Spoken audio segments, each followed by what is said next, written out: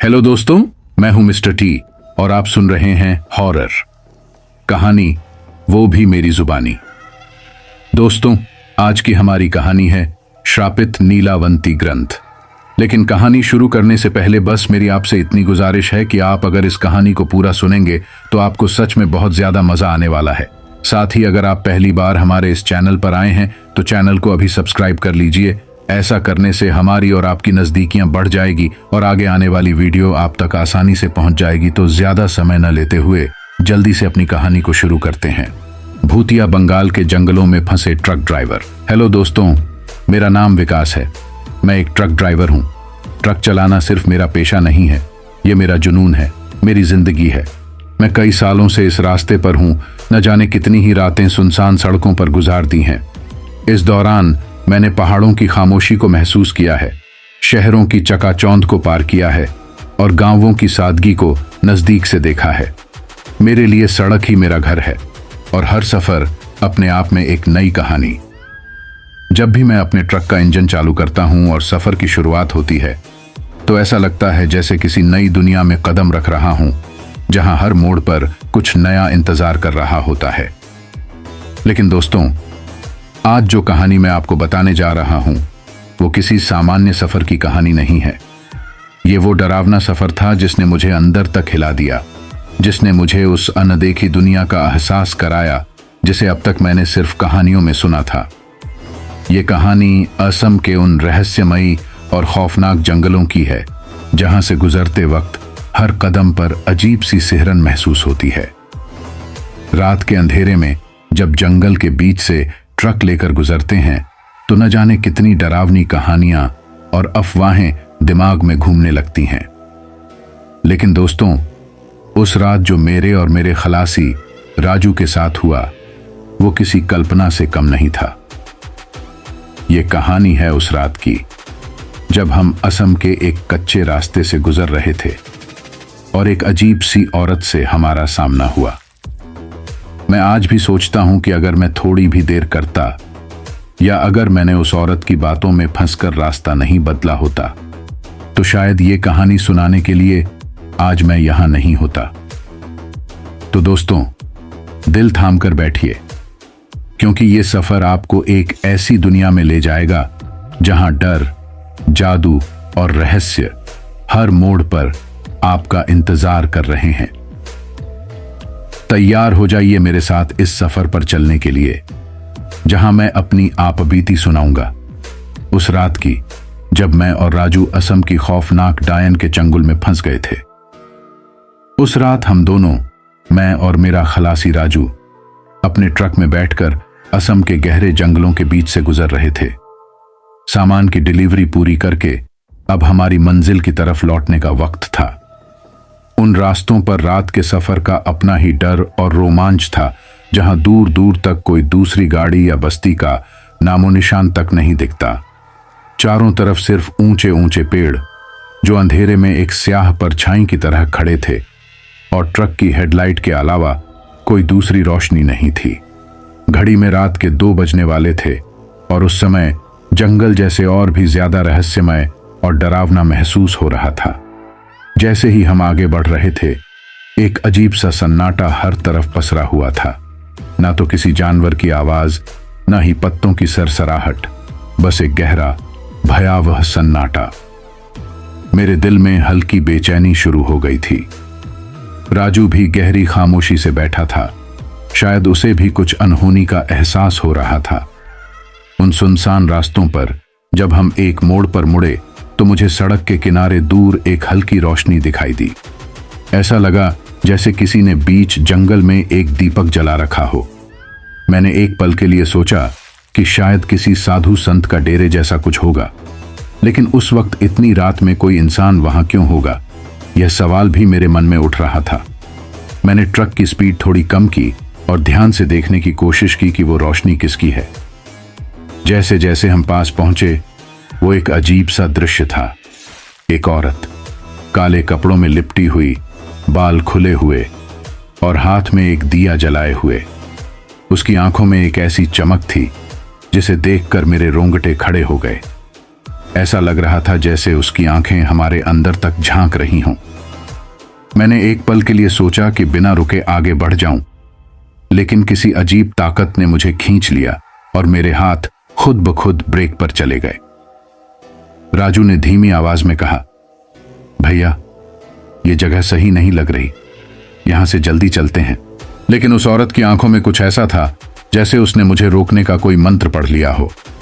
मेरे मुंह से अनजाने में ही सवाल निकल पड़ा, क्या हुआ, आप यहां क्या कर रही हैं? औरत की तरफ से कोई जवाब नहीं आया, लेकिन उसकी नजरें अब भी मुझ पर गड़ी हुई थीं।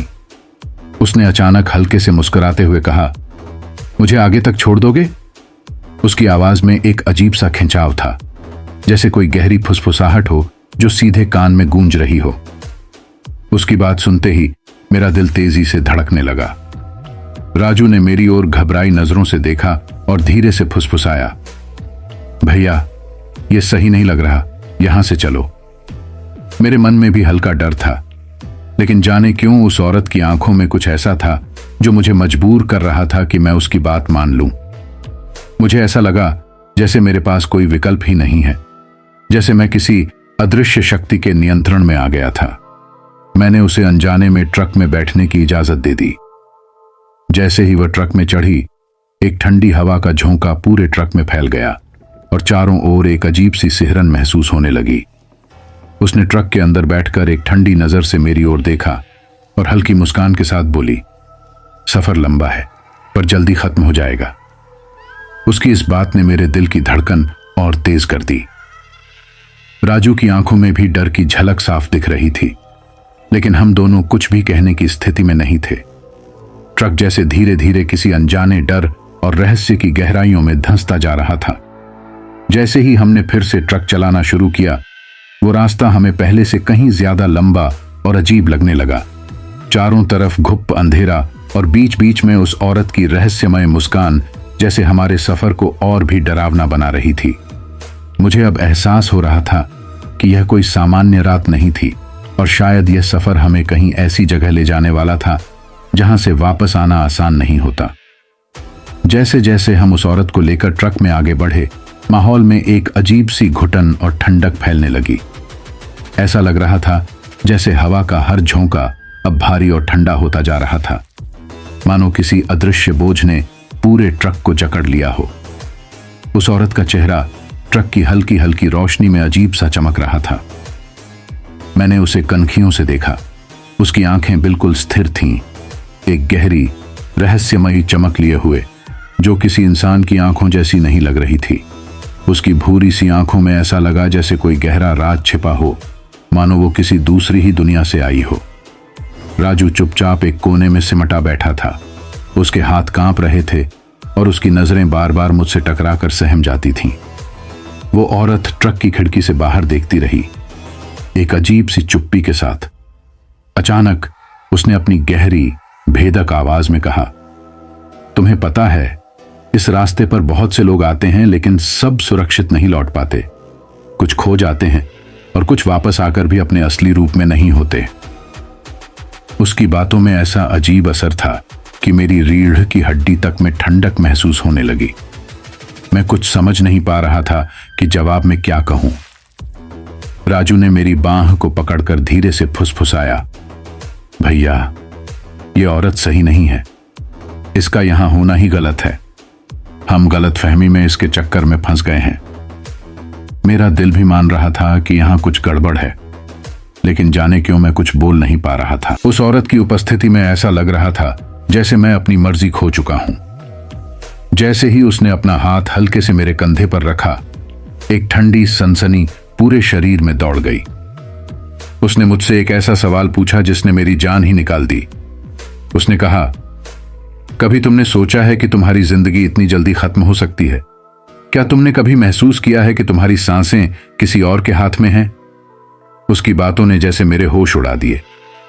मेरे पास उसके इन सवालों का कोई जवाब नहीं था, सिर्फ एक सिहरन थी जो मेरी हड्डियों तक में गूंज रही थी। उसी वक्त राजू की हालत और बिगड़ने लगी। उसने हिम्मत करके कहा, दीदी हमें जाने दीजिए, हम बस मजदूर लोग हैं, हमारी कोई गलती नहीं है। औरत ने उसकी तरफ देखा और उसके होंठों पर एक हल्की ठंडी मुस्कान फैल गई। उसने हौले से कहा, गलती या सही का यहां कोई महत्व नहीं है। तुम इस सफर पर हो और अब यह सफर तुम्हें पूरा करना ही होगा। उसकी मुस्कान इतनी भयावह थी कि राजू का चेहरा सफेद पड़ गया। वो मेरे कान में बुदबुदाया, भैया, यह औरत कोई इंसान नहीं है, यह डायन है। यह सुनते ही मुझे अचानक अपने मन में गहरे डर का एहसास होने लगा। मेरे दिल की धड़कनें तेज हो गईं। जैसे ही मैंने अपनी नजरें वापस सामने सड़क पर की, मुझे लगा कि अब रास्ता बदल चुका है। वो सड़क जो हमें सुरक्षित मार्ग पर ले जानी चाहिए थी, अचानक जंगली और डरावने पेड़ों से घिर गई थी। घने अंधेरे में न जाने कैसे कैसे पेड़ उभर रहे थे, जो न तो इस दुनिया के लग रहे थे और न ही किसी जाने पहचाने जंगल के। ऐसा लग रहा था मानो हम किसी अनजानी दुनिया में पहुंच गए हों। अचानक उसने धीमे स्वर में गुनगुनाना शुरू किया। उसकी आवाज में एक अजीब खौफनाक लय थी, मानो वो कोई मंत्र पढ़ रही हो। राजू ने अपने कान ढक लिए और रोने लगा। उसकी आंखों में डर की परछाई साफ दिख रही थी। उसने मुझसे कहा, भैया, कुछ करो, ये हमें मार डालेगी, ये सच में डायन है। मैंने उसे सांत्वना देने की कोशिश की, पर मेरे अपने हाथ भी कांप रहे थे। मेरी समझ में नहीं आ रहा था कि क्या करूं। मुझे एहसास होने लगा कि यह औरत कोई साधारण व्यक्ति नहीं है। उसकी मुस्कान, उसकी बातें, सब कुछ इतना रहस्यमयी और डरावना था कि मुझे लगा जैसे मैं किसी भयानक जाल में फंस गया हूं। तभी उसने मेरी तरफ देखा और बोली, तुम्हें लगता है तुम यहां से बचकर जा सकोगे? उसकी आंखों में एक गहरी लाल चमक थी जो इंसानों जैसी नहीं थी। राजू ने घबराकर अपना सिर झुकाया और आंखें बंद कर लीं, मानो उसे कुछ दिखाई न दे। इस बात का एहसास अब साफ हो चुका था कि हमारे सामने कोई औरत नहीं, बल्कि एक ऐसी ताकत थी जो शायद इंसानी जीवन से परे थी। मैंने आखिरी कोशिश करते हुए ट्रक की स्पीड तेज कर दी, लेकिन ऐसा लगा जैसे ट्रक बहुत भारी हो गया हो। मेरा दिल अब इतनी जोर से धड़क रहा था कि उसकी आवाज मेरे कानों में गूंज रही थी। मैं सोच रहा था कि क्या हम इस डायन के जाल से बच भी पाएंगे या नहीं। उस एक पल में मुझे अपनी जिंदगी और मौत का खौफ महसूस होने लगा, जैसे मैं किसी भयानक अंत की ओर बढ़ रहा हूं। जैसे जैसे हम ट्रक लेकर आगे बढ़ते गए, उस औरत के चारों ओर का माहौल और भी अजीब होता जा रहा था। उसकी आंखें मुझे लगातार महसूस हो रही थीं, जैसे वो मेरी हर हरकत को देख रही हो और मेरे मन के हर विचार को पढ़ रही हो। मैंने कई बार कोशिश की कि उसकी तरफ न देखूं, पर जाने क्यों मेरी नजरें खुद उसकी ओर चली जाती थीं। उसकी मुस्कान अब और गहरी और डरावनी हो गई थी, मानो वो मेरे मन की घबराहट का आनंद ले रही हो। ट्रक में बैठे हुए मुझे ऐसा लगने लगा था जैसे वक्त धीमा हो गया हो। चारों ओर एक गहरा, ठंडा सन्नाटा था और हम उसी अजीब सी स्थिति में फंसे हुए थे। उसने अचानक अपनी ठंडी और कांपती सी आवाज में एक मंत्र जैसा कुछ गुनगुनाना शुरू कर दिया। उसकी आवाज मेरे कानों में गूंजने लगी और हर शब्द एक सिहरन पैदा कर रहा था। ऐसा लग रहा था जैसे वो किसी अज्ञात भाषा में कोई रहस्यमय मंत्र पढ़ रही हो। राजू ने घबराकर अपने कानों पर हाथ रख लिए और सिर झुका लिया। उसकी आंखों में भय की एक गहरी परछाई थी। मेरे लिए उस मंत्र को सुनना किसी बुरे सपने जैसा था और मेरे दिल की धड़कन तेज होती जा रही थी। मुझे ऐसा महसूस हो रहा था जैसे मेरी हर सांस पर उसका कोई नियंत्रण होता जा रहा है। जैसे ही वो मंत्र पढ़ने लगी, मुझे अपने आसपास की चीजें बदलती हुई सी महसूस होने लगीं। ट्रक की खिड़की से बाहर झांकने पर दिखा कि अब रास्ता धुंधला हो गया था। सड़क के किनारे के पेड़ अजीब अजीब आकार लेने लगे थे। उनके तने और डालियां एक विकराल रूप में मेरी ओर बढ़ने का आभास दे रही थीं। अब वो रास्ता जिसे मैं बहुत अच्छी तरह जानता था, वो अजनबी हो चुका था। मुझे ऐसा लग रहा था जैसे मैं किसी दूसरी ही दुनिया में प्रवेश कर चुका हूं। राजू ने मेरी ओर देखा और उसकी आंखों में आंसू आ गए। उसने कांपते हुए कहा, भैया कुछ करो, ये हमें कहीं फंसा रही है, ये कोई आम इंसान नहीं है। मैं भी भीतर से टूट चुका था, पर बाहर से हिम्मत बनाए रखने की कोशिश कर रहा था। मैंने गाड़ी की स्पीड बढ़ाने की कोशिश की, लेकिन अजीब बात यह थी कि ट्रक जैसे किसी अदृश्य जंजीर से बंध गया हो। मैं एक्सीलेटर को पूरी तरह दबा रहा था, लेकिन ट्रक जैसे थम सा गया था। उसकी स्पीड कम होने लगी और ऐसा महसूस हो रहा था जैसे वो हमें कहीं और खींच रही हो, किसी अनजानी और भयावह जगह पर। फिर अचानक उसने अपने हाथ को मेरी ओर बढ़ाया और एक रहस्यमयी मुद्रा में अपनी उंगलियां मोड़ लीं। उसकी उंगलियां किसी काले साए जैसी लग रही थीं, मानो उन पर किसी अंधकार की परछाई हो। जैसे ही उसने ऐसा किया, मेरी सांस रुकने लगी, मेरी गर्दन जैसे भारी हो गई थी और मेरी आंखों के सामने धुंधलापन छाने लगा। उस एक पल में मुझे ऐसा महसूस हुआ कि वो मेरे शरीर पर पूरा नियंत्रण पाने की कोशिश कर रही है। मेरी आंखें बंद होने लगीं और मुझे ऐसा लगा कि मैं किसी गहरी खाई में गिर रहा हूं। मेरी सांसें तेज होने लगीं और मुझे लगा कि ये अंत की शुरुआत है। राजू की हालत भी बिगड़ती जा रही थी। उसने अपनी आंखें बंद कर लीं और भगवान का नाम जपने लगा। उसकी आवाज में दर्द और डर साफ झलक रहा था। मैं उसके कंधे पर हाथ रखकर उसे संभालना चाहता था, लेकिन मेरा खुद का हाथ इतना भारी हो गया था कि मैं उसे हिला तक नहीं पा रहा था। मैंने अपनी पूरी ताकत जुटाई और सोचा कि किसी तरह इस जादू के असर से बाहर निकलूं, लेकिन वो औरत मानो हर बार मेरी कोशिश को हंसी में उड़ा रही थी। उसकी आंखों में वो अजीब सी चमक और बढ़ गई थी और मुझे ऐसा लग रहा था जैसे उसके चेहरे पर अलग अलग चेहरे उभर रहे हों। वो किसी पल बूढ़ी और डरावनी लगती, तो किसी पल बेहद जवान और आकर्षक। उसी वक्त उसने एक और मंत्र पढ़ा और उसकी उंगलियों से धुएं जैसी लहरें निकलने लगीं, जो मेरे चारों ओर फैलने लगीं। ट्रक के भीतर का माहौल और भी ज्यादा ठंडा और भयानक हो गया। मुझे ऐसा लग रहा था जैसे मैं एक बर्फीली कब्र में बंद हो गया हूं, जहां से निकलने का कोई रास्ता नहीं है। मेरे मुंह से शब्द नहीं निकल रहे थे और मेरी हर कोशिश बेकार हो रही थी। राजू की हालत भी बदतर होती जा रही थी और अब वो हिलने डुलने की हालत में भी नहीं था। अचानक उसने मेरी ओर देखा और बोली, तुम्हें क्या लगा कि तुम इस जादू से बच जाओगे? मेरे जाल में फंसे हुए हो तुम, और अब तुम जहां जा रहे हो वहां से लौटना संभव नहीं। उसकी बातों ने मेरे दिल को और भी ठंडा कर दिया। मुझे ऐसा लगने लगा था जैसे मैं कोई बुरा सपना देख रहा हूं, पर यह सपना नहीं था, यह सच्चाई थी। उस अजीब और रहस्यमयी औरत का जादू अब पूरी तरह मुझ पर असर कर चुका था और मुझे अपनी जान का कोई भरोसा नहीं रहा।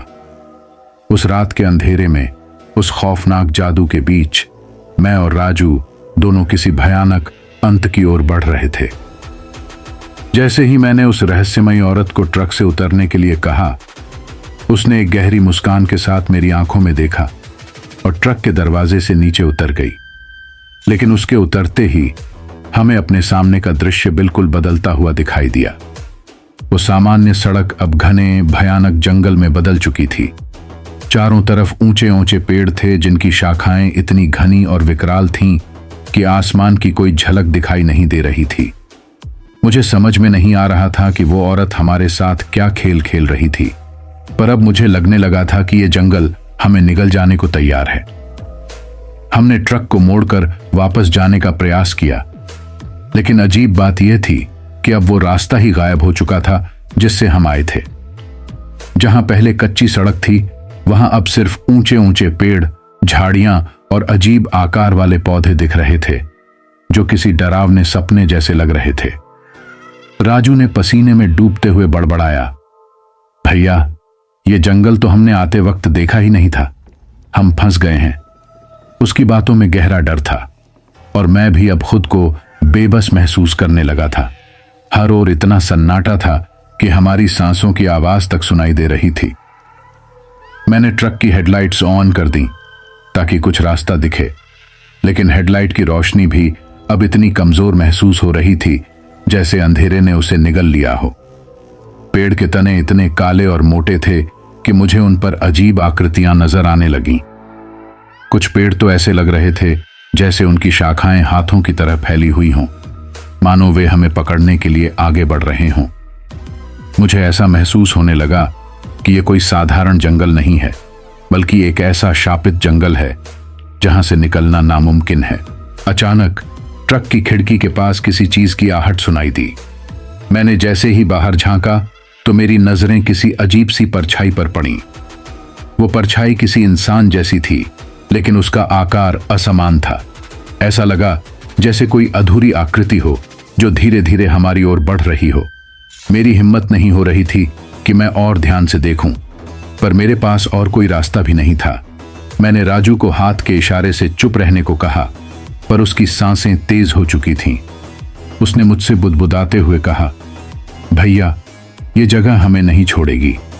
मुझे तो यकीन हो चला है कि हम किसी शैतानी जगह में आ गए हैं। हमने डरते डरते ट्रक को फिर से आगे बढ़ाया, लेकिन हर कुछ मीटर पर रास्ता बदल जाता था।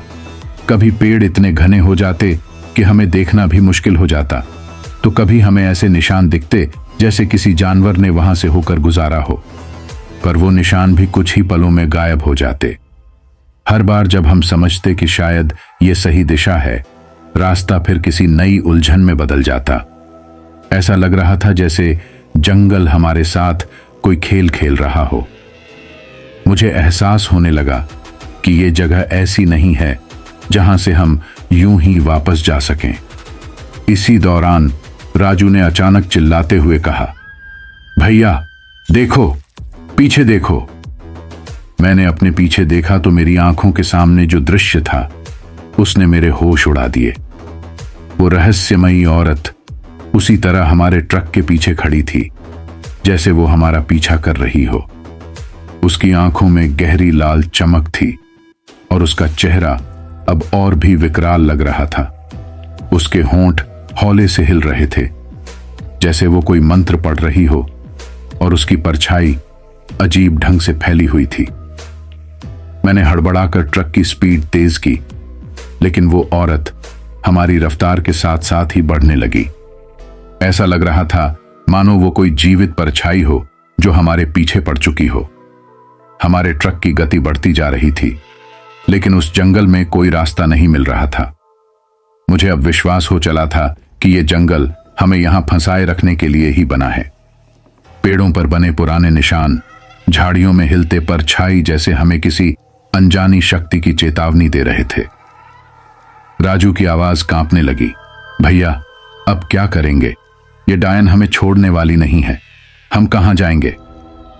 हम दोनों बुरी तरह फंस चुके थे। हमारी सारी कोशिशें, सारे रास्ते अब उस अंधेरे जंगल में खो चुके थे। आगे हर मोड़ पर नए पेड़ उभर आते, हर दिशा में एक अलग भयानक परछाई नजर आती, और हम उस जंगल के अनंत भूल भुलैया में जैसे एक कैदी बन चुके थे। मुझे अब इस बात का यकीन होने लगा था कि ये डरावना जंगल और गायब होते निशान हमें जिंदा बाहर नहीं जाने देंगे। ट्रक के भीतर घबराहट और बेचैनी का आलम था। मैं और राजू पूरी तरह से टूट चुके थे। चारों तरफ सिर्फ वही घना जंगल था जो हमें हर ओर से घेरता जा रहा था। हमें महसूस हो रहा था जैसे हमारे हर कदम पर कोई नजर रखे हुए है, कोई अदृश्य ताकत जो हमें कहीं जाने नहीं दे रही। ट्रक में बैठे हुए हमें यूं लग रहा था जैसे हम किसी अदृश्य पिंजरे में फंसे हुए हैं। अचानक हमारी नजर सामने की ओर गई और वह रहस्यमयी औरत उसी जगह खड़ी दिखाई दी, एक ठंडी मुस्कान के साथ। उसने धीरे धीरे हमारी ओर कदम बढ़ाना शुरू किया। उसकी चाल में अजीब सी सधी हुई रफ्तार थी, जैसे वह जानती हो कि हम भाग नहीं सकते। हर कदम के साथ उसकी आंखों की चमक और गहरी हो रही थी, और उसके चेहरे की मुस्कान और भी भयावह। मेरे दिल की धड़कनें तेज हो गईं। राजू ने घबराकर मेरी तरफ देखा और मुझसे कुछ कहने ही वाला था कि वो औरत एकदम हमारे ट्रक के सामने आकर खड़ी हो गई, और उसकी आवाज में एक अजीब भेदक लहजा था। उसने हौले से कहा, तुम्हें लगता है कि तुम इस जंगल से बचकर निकल जाओगे? उसके शब्द सुनते ही मेरी रीढ़ की हड्डी में ठंडक दौड़ गई। ऐसा लग रहा था जैसे वो हमारे दिमाग में झांक रही हो और हमारे डर का मखौल उड़ा रही हो। फिर उसने अपना सिर हल्के से झुकाकर हमसे एक अजीब सवाल किया, तुम्हारे जीवन का सबसे बड़ा डर क्या है? उसकी आवाज में एक अजीब जादू था, एक ऐसा जादू जिसने मेरे और राजू के मन को अपने बस में कर लिया था। उसके सवाल ने मुझे अंदर तक झकझोर दिया। क्या यह सिर्फ एक सवाल था या किसी और चीज का इशारा? मैं कुछ समझ नहीं पा रहा था। मेरे मुंह से शब्द निकलना मुश्किल हो रहा था, लेकिन मैं जानता था कि इस वक्त अगर कुछ जवाब नहीं दिया तो शायद वो और भी खतरनाक हो जाएगी। मैंने हिम्मत जुटाकर कहा, हम तो सिर्फ रास्ता भटक गए हैं, हमें जाने दीजिए। उसने मेरी बात पर हल्की हंसी बिखेरी, मानो उसने मेरी मंशा को भांप लिया हो। उसकी आंखें मेरे भीतर किसी अनजाने भय को खोज रही थीं। उसने आगे कहा, डर तो हर किसी के पास होता है, लेकिन तुम जिस डर को छिपा रहे हो वो सबसे बड़ा है। बताओ, तुम किससे भाग रहे हो? उसकी बातों ने मेरे मन की सारी परतों को उधेड़ कर रख दिया। मैं और राजू दोनों ने कभी अपने सबसे गहरे डर को खुद से भी छुपा रखा था, पर उसके सवाल ने हमें बेबस कर दिया था। राजू की सांसें भारी हो गई थीं और वो पसीने से लथपथ था। उसकी आंखों में अजीब सा आतंक दिखने लगा। तभी उसने एक और सवाल दागा, क्या तुमने कभी सोचा है कि तुम जिंदगी में सबसे ज्यादा क्या खोने से डरते हो? इस सवाल का असर मुझ पर गहरा था। मेरे दिमाग में उन चीजों की तस्वीरें तैरने लगीं जो मुझे सबसे ज्यादा प्यारी थीं। मेरा घर, मेरे बच्चे, मेरी बीवी, वो सारी चीजें जो मेरे लिए सब कुछ थीं। एक पल के लिए मुझे लगा कि कहीं मैं ये सब खोने न बैठूं। इस सवाल ने मेरी हिम्मत को चूर चूर कर दिया। उस औरत का चेहरा मेरे सामने फैल गया था। उसकी आंखों में वो सब कुछ था जो मैं खोने से डरता था। राजू की हालत तो और भी खराब थी। उसने घबराकर उससे कहा, हमें छोड़ दीजिए दीदी, हमारे पास कुछ नहीं है, हम बस मजदूर लोग हैं, हमारा क्या बिगाड़ेंगी आप? लेकिन उस औरत की मुस्कान और गहरी हो गई। उसने धीमी आवाज में कहा, तुम्हारे पास जो कुछ है वो तुम्हारे जीवन का सबसे बड़ा खजाना है। क्या तुम उसे खोने के लिए तैयार हो? उसकी इस बात का मतलब हम समझ नहीं पाए, लेकिन उसकी आंखों में अब एक अजीब सी लाल चमक आ गई थी, मानो वो हमारे भीतर के डर को और गहराई से महसूस कर रही हो। उसने फिर एक और सवाल किया,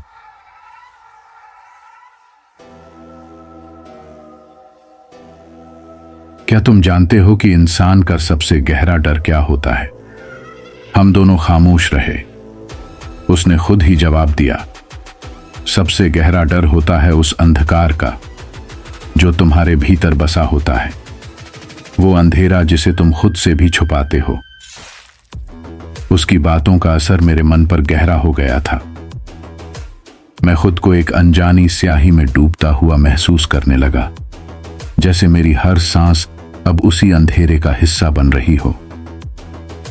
मेरी आंखों के सामने वो सारी चीजें चमकने लगीं जो मैंने अपने मन की गहराइयों में छिपा रखी थीं। फिर अचानक उसने एक लंबी सांस ली और बोली, तुम दोनों में से कौन है जो अपने सबसे बड़े डर का सामना करेगा? उसके इस सवाल ने मानो मेरी आत्मा तक को हिला दिया। राजू तो पहले से ही हिल गया था और उसकी हालत इतनी खराब हो चुकी थी कि उसने आंखें बंद कर ली थीं। मैंने महसूस किया कि उसके सवाल किसी साधारण सवाल की तरह नहीं थे, बल्कि हमारे मन पर हावी हो जाने का तरीका थे। हर सवाल के साथ वो हमारे भीतर के डर और गहराई को समझने की कोशिश कर रही थी। ऐसा लग रहा था जैसे वो हमारी हर कमजोरी, हर गलती को उजागर करना चाहती थी। मेरे पास अब कोई विकल्प नहीं था। मैंने उससे एक आखिरी बार विनती की, हमें जाने दो, हमारे पास कुछ भी नहीं है जिसे आप चाह सकती हैं, हम सिर्फ अपनी जान बचाना चाहते हैं। लेकिन उसने मेरी इस बात को अनसुना कर दिया और हौले से कहा, यह जंगल तुम्हारा अंत नहीं, बल्कि तुम्हारे भीतर के डर का सामना करने की शुरुआत है। क्या तुम तैयार हो? उसकी बातों का एक एक शब्द मेरे मन में गूंजने लगा। उस रात के अंधेरे में, उस रहस्यमयी औरत के खौफनाक सवालों के बीच हम खुद को एक अनजानी सच्चाई के करीब पाते जा रहे थे, और मुझे लगने लगा था कि ये सवाल सिर्फ सवाल नहीं, बल्कि हमारे जीवन का सबसे कठिन इम्तिहान है। उस औरत के सवालों ने हमारे भीतर ऐसा खौफ भर दिया था कि हमें लगा जैसे हमारा हर कदम हमारी मौत के करीब ले जा रहा है। उसने जो शब्द कहे थे वे हमारे दिमाग में इस तरह चिपक गए थे जैसे किसी जहर की तरह। अब हमें अपने चारों ओर अजीब सी शांति महसूस हो रही थी, लेकिन वह शांति कोई सामान्य शांति नहीं थी। यह एक गहरी, खौफनाक शांति थी जो किसी खतरनाक तूफान के आने का संकेत देती थी। उसके बाद उस औरत ने हमसे कुछ और नहीं पूछा, बल्कि वह खड़ी रही एक तरफ और बस हमें घूरती रही। उसकी आंखें अब हमारे हर विचार को पढ़ने लगीं, जैसे वो जानती हो कि हमारी हर एक सांस में डर का एक नया आयाम छिपा है। हमने ट्रक की स्पीड बढ़ानी चाहिए, लेकिन वो ऐसा महसूस हो रहा था जैसे कोई ताकत हमारे ट्रक को जड़ में ही रोक रही हो। हमने एक बार फिर ट्रक को मोड़ा, लेकिन हर दिशा में वही भयानक जंगल दिखता। रास्ते कहीं नहीं थे। अब मुझे पूरा यकीन हो गया था कि हम किसी ऐसी जगह फंस चुके थे जहां से निकलना मुमकिन नहीं था। हर पेड़ और पौधा अब हमें किसी छायादार प्राणी जैसा लगने लगा था, जैसे वे हमें निगलने के लिए तत्पर हों। राजू का चेहरा अब सफेद पड़ चुका था। उसकी आंखों में भय और घबराहट साफ झलक रही थी। उसने कांपते हुए मुझसे कहा, भैया, हम कहां जा रहे हैं? ये जगह तो कोई जीवित इंसान नहीं जानता। लेकिन मुझे खुद भी कोई जवाब नहीं था। तभी अचानक वो औरत हमारे सामने आ खड़ी हुई। अब उसके चेहरे पर कोई मुस्कान नहीं थी, बल्कि वो एक भयावह गंभीरता से हम दोनों को देख रही थी। उसकी आंखों की लालिमा अब और भी तेज हो गई थी और उसके चेहरे की रेखाएं और भी तीव्र हो गई थीं, जैसे वह पूरी तरह से किसी और रूप में बदलने वाली हो। वह धीरे धीरे हमारे पास आई और उसकी आवाज गहरी, रहस्यमय और कांपती हुई थी। तुम दोनों के लिए अब रास्ता बंद हो चुका है। तुम मेरे जाल में फंस चुके हो। अब मैं तुम्हारे साथ वह खेल खेलने जा रही हूं जिसे तुम कभी नहीं भूल सकोगे। उसकी बातें अब साकार हो रही थीं। उसने अपनी उंगलियों को हवाओं में घुमाया और वह सब कुछ जो हमें घेर रहा था एक तरह से जीवित होने लगा। पेड़ों की शाखाएं एक अजीब से तरीके से हिलने लगीं, मानो वे खुद को हमें पगडंडी डाहने के लिए बढ़ा रहे हों। धरती की हर चीज अब हमारी दिशा में बढ़ रही थी, जैसे वह हमें निगलने के लिए तैयार हो। हमने घबराकर ट्रक के इंजन को शुरू किया, लेकिन जैसे ही हमने एक्सीलेटर दबाया, एक चमत्कारी आवाज सुनाई दी। ट्रक के नीचे से गहरी गड़गड़ाहट होने लगी। नीचे से निकलती हुई आवाजें अब हमारे कानों में पड़ने लगीं, जैसे कोई अदृश्य शक्ति हमें खींच रही हो। ट्रक की खिड़कियों से बाहर देखे तो पेड़ की शाखाओं के अंदर से अजीब, डरावनी छायाएं उभरने लगीं। वो छायाएं जैसे हमसे संपर्क करने के लिए हमारे आसपास मंडरा रही थीं। मेरी आंखों के सामने मानो एक और दुनिया खुलने लगी हो, जहां समय और जगह का कोई मतलब नहीं था। मुझे लग रहा था जैसे हम किसी अदृश्य दुनिया में धकेल दिए गए हों, जहां मौत की एक मूरत हर जगह मौजूद थी। फिर अचानक उसने एक अजीब से इशारे के साथ अपने हाथ को हवा में घुमाया और मेरी आंखों के सामने एक मिस्ट जैसा धुआं छा गया। मैंने घबराकर अपनी आंखें बंद कर लीं, लेकिन जब मैंने उन्हें खोला तो वह सब कुछ बदल चुका था। अब हम एक खाली और मृत सी जगह पर खड़े थे, जहां कोई जीवन नहीं था। हरे भरे पेड़, झीलें और उस डरावने जंगल के निशान गायब हो चुके थे। चारों ओर सिर्फ धुंध और सन्नाटा था। अब हमें यह साफ दिखने लगा था कि हम जिस जगह खड़े थे वह कोई सामान्य जगह नहीं, बल्कि एक जगह थी जहां किसी की आत्माएं फंसी हुई थीं। अब उस जगह की खामोशी ने हमें डर और घबराहट के समंदर में डुबो दिया था। वो औरत हमारे सामने खड़ी थी और अब उसके चेहरे पर एक खौफनाक मुस्कान थी, जो हमें एक मूक चुनौती दे रही थी। उसने अपनी बाहें फैलाकर कहा, तुम दोनों ने कभी नहीं सोचा था कि यह तुम्हारा अंत हो सकता है। तुमने खुद को मेरी शक्ति के सामने कमजोर पाया और अब तुम मेरे जादू में बंध गए हो। उसकी बातें सुनते ही मैंने महसूस किया कि जैसे ही उसने अपना हाथ हवा में लहराया था, किसी रहस्यमय शक्ति ने हम दोनों को जकड़ लिया था। मेरे शरीर में एक अजीब सी गर्मी महसूस हो रही थी और हर अंग में जैसे एक गहरी थकावट दौड़ने लगी थी। राजू ने घबराकर कहा, भैया ये क्या हो रहा है? मुझे ऐसा लग रहा है जैसे मैं खुद को खो रहा हूं। मैं खुद भी अब यह महसूस करने लगा था कि उसकी शक्ति ने हमारे अस्तित्व को अपनी गिरफ्त में ले लिया था। अब हमें मौत का खौफ आ रहा था, लेकिन यह मौत कोई सामान्य मौत नहीं थी। यह एक ऐसी मौत थी जो हमें अपने अंदर से धीरे धीरे खा रही थी, एक जादू की तरह। फिर अचानक उसने अपने हाथों को हवा में घुमाकर एक काला धुआं छोड़ दिया जो पूरे ट्रक को अपनी जकड़ में ले आया। मेरी सांसें रुकने लगीं और मेरी आंखों के सामने अंधेरा छा गया। मेरे शरीर ने जैसे काम करना बंद कर दिया था। राजू की स्थिति भी वैसी ही हो गई थी। हमें ऐसा महसूस हो रहा था कि हम धीरे धीरे इस जादू के कारण अपनी शारीरिक और मानसिक शक्ति खो रहे थे। मैं समझ चुका था कि इस जादू का नाम मौत का जादू था और यह जादू हमें खत्म करने के लिए था। हमारे अंदर की सारी ऊर्जा, हमारा आत्मविश्वास और हमारी पूरी हिम्मत अब खत्म हो चुकी थी। हम दोनों अब अपनी मौत का सामना कर रहे थे, लेकिन इस मौत के जादू ने हमें बिना कोई रास्ता दिए बस घेर लिया था। हम दोनों उस खौफनाक माहौल में डूबे हुए थे जहां सब कुछ अजनबी और असंभव सा लग रहा था। ट्रक की खिड़कियों से बाहर देखे तो हमें चारों ओर सिर्फ घना अंधेरा और उस अजीब सी धुंध का साम्राज्य दिखता। एक तरफ की घबराहट और दूसरी तरफ हमारे भीतर का डर, दोनों मिलकर हमें बेबस कर चुके थे। हर सांस जैसे भारी हो गई थी और मेरी आंखों के सामने एक अजीब सी धुंध उभर रही थी, मानो किसी ने हमारी सारी उम्मीदों को धुंधला कर दिया हो। हम दोनों, राजू और मैं, किसी न किसी बुरे हश्र की ओर बढ़ रहे थे, लेकिन हम उस समय नहीं समझ पा रहे थे कि यह सब किस दिशा में जा रहा था। फिर अचानक एक अजीब सी हंसी सुनाई दी।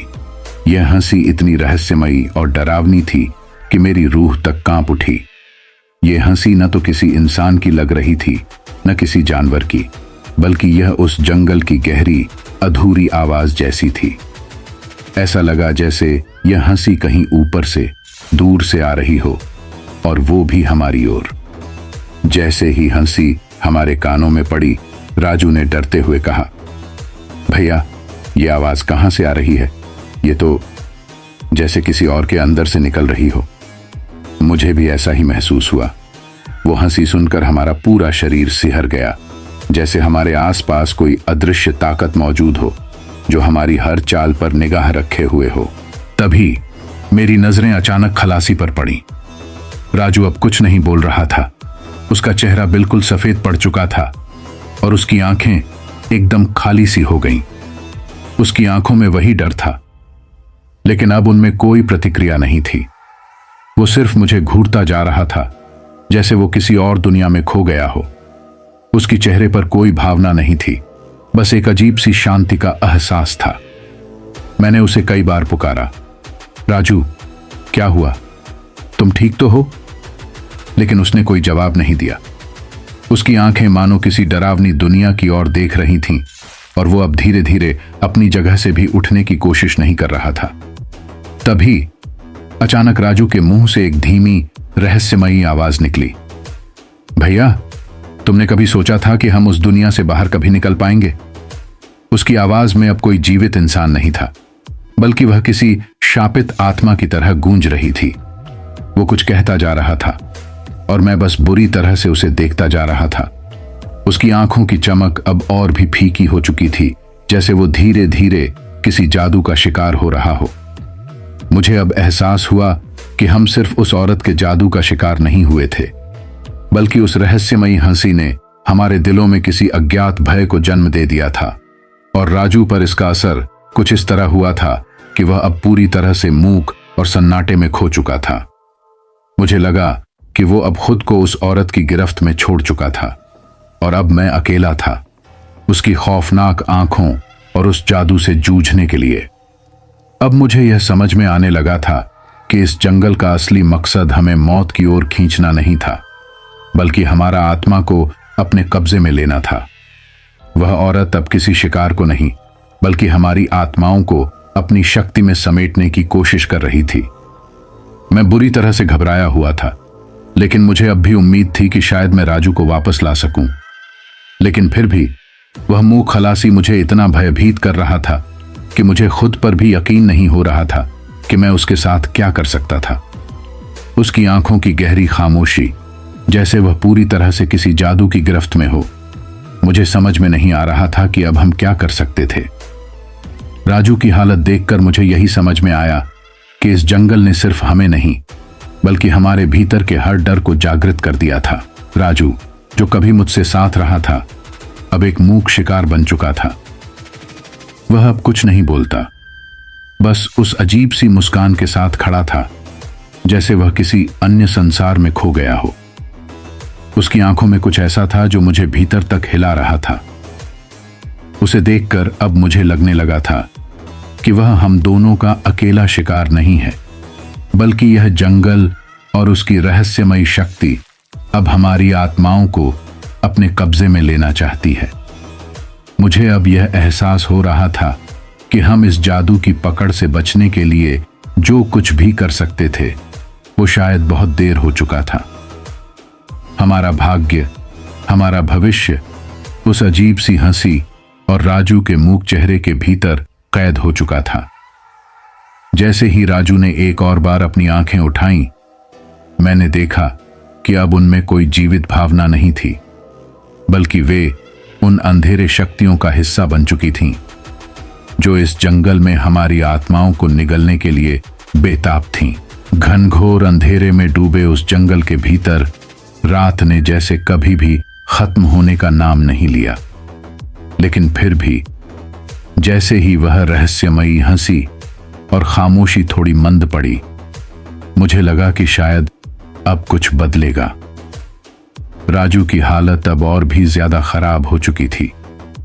उसकी आंखों में डर और असहायता साफ झलक रही थी, लेकिन वो अब तक कुछ भी बोलने में असमर्थ था। औरत के जादू ने उसे पूरी तरह से अपने जाल में जकड़ लिया था, जैसे उसकी आत्मा को कहीं खो दिया गया हो। मैं खुद को पूरी तरह से बेबस महसूस कर रहा था। हम दोनों इस जगह पर फंसे हुए थे जहां से बाहर निकलने का कोई रास्ता नजर नहीं आ रहा था। लेकिन फिर अचानक, जब हम पूरी तरह से हताश हो चुके थे, एक हल्की सी रोशनी हमारे सामने आई। पहले तो मुझे लगा कि यह मेरी आंखों का धोखा है, लेकिन फिर वह रोशनी धीरे धीरे और तीव्र होती गई। जैसे ही वह रोशनी बढ़ी, मुझे एहसास हुआ कि यह कोई साधारण सूरज की रोशनी नहीं थी। यह एक रहस्यमय सुनहरी आभा थी जो धीरे धीरे हमें घेरने लगी, जैसे वह रोशनी हमारे अस्तित्व को छूते हुए हमारे भीतर के सारे डर और तनाव को धीरे धीरे धो रही हो। मेरे शरीर में एक अजीब सा शीतलता का एहसास हुआ, जैसे हर दर्द और घबराहट कुछ पल के लिए शांति में बदल रही हो। वह सुनहरी रोशनी अब पूरी तरह से हमारे आसपास फैल चुकी थी, और जैसे ही वह हमारे चारों ओर घिरी, हमें महसूस हुआ कि अब यह जंगल, यह अंधकार और वो औरत की शक्ति हमारी पकड़ से बाहर जा रही थी। राजू के चेहरे पर भी अब एक हल्की सी चमक आने लगी थी, जैसे उसे किसी राहत का एहसास हो। उस सुनहरी आभा के बीच राजू की आंखों में एक नई उम्मीद की झलक दिखी, और उसकी मूक आवाज ने फिर से शब्दों में बदलना शुरू किया। भैया, क्या यह सच है? क्या हम सच में बाहर निकलने वाले हैं? उसकी आवाज में अब पहले से ज्यादा विश्वास था, और मुझे समझ आ गया कि यह जो कुछ भी हो रहा था वो किसी चमत्कारी मुक्ति की शुरुआत थी। हम दोनों एक साथ उस सुनहरी रोशनी की दिशा में बढ़ने लगे। जैसे जैसे हम आगे बढ़ते गए, हमारे शरीर में जीवन की ऊर्जा वापस लौटने लगी। राजू की हालत अब सुधरने लगी थी, और उसकी आंखों में अब जो डर था वो धीरे धीरे गायब हो रहा था। अब हम महसूस करने लगे थे कि इस जंगल का असली उद्देश्य हमें आत्मसात नहीं करना था, बल्कि हमें यह सिखाना था कि हम अपने भीतर के डर और कमजोरियों को कैसे पार कर सकते हैं। और उस रहस्यमयी औरत की शक्ति भी अब धीरे धीरे हमारी चेतना से बाहर जा रही थी, मानो वह हमें यह सबक देने के बाद हमें मुक्त करने के लिए आई थी। अब जैसे ही हम उस सुनहरी रोशनी के करीब पहुंचे, हमें एक अजीब सी शांति महसूस हुई। सामने के पेड़ अब धीरे धीरे हल्के हो गए और अंधेरे के स्थान पर एक नई शुरुआत का संकेत मिलने लगा। रोशनी के साथ एक आवाज आई, अब तुम मुक्त हो, अब तुम अपने रास्ते पर चल सकते हो। यह आवाज न तो किसी इंसान की थी, न किसी भूत प्रेत की, बल्कि यह एक उच्च शक्ति की थी जो हमें यह समझा रही थी कि इस सफर को पार करने के बाद अब हमें अपने जीवन में नए रास्ते की ओर बढ़ना होगा। फिर जैसे ही हम दोनों उस रोशनी में पूरी तरह से समाहित हुए, वह औरत जो कभी हमारे सबसे बड़े डर का कारण बनी थी, अब पूरी तरह से विलीन हो गई। उसकी शक्ति, उसका डर, सब कुछ धीरे धीरे हवा में खो गया, जैसे वह कभी हमारे रास्ते में थी ही नहीं। और हमें एहसास हुआ कि यह सारी यात्रा केवल एक परीक्षा थी, एक अस्तित्व के नए स्तर को समझने की प्रक्रिया थी, जो हमें हमारे डर और हमारी कमजोरियों से ऊपर उठाने के लिए थी। जब हम पूरी तरह से बाहर आ गए तो देखा कि सूरज की पहली किरण हमारी आंखों में समा रही थी। यह सुबह की ताजगी, एक नई शुरुआत का प्रतीक थी। अंधेरा खत्म हो चुका था और हम दोनों उस नई रोशनी में अपने रास्ते की ओर बढ़ने लगे। हमारी आत्माएं अब हल्की, मुक्त और शुद्ध हो चुकी थीं। हम दोनों ने एक दूसरे की तरफ देखा और यह एहसास हुआ कि हमने सिर्फ जंगल को नहीं, बल्कि अपने भीतर के अंधेरे और डर को भी पार किया था। हमारी यात्रा अब खत्म हो चुकी थी, लेकिन वह जो हमसे कभी नहीं छूटने वाला अनुभव था, वह हमें हमेशा याद रहेगा। सूरज की रोशनी में हम दोनों ने महसूस किया कि हम अब किसी भी डर से मुक्त हो चुके थे और यह हम दोनों के लिए एक नए जीवन की शुरुआत थी। अब हम जाने नहीं जा रहे थे, बल्कि एक नई दिशा में, एक नई शक्ति के साथ कदम बढ़ा रहे थे। मुक्ति केवल एक शब्द नहीं थी, बल्कि यह हमारे जीवन का नया अर्थ था, जो हमें इस भयानक और रहस्यमयी यात्रा से प्राप्त हुआ था।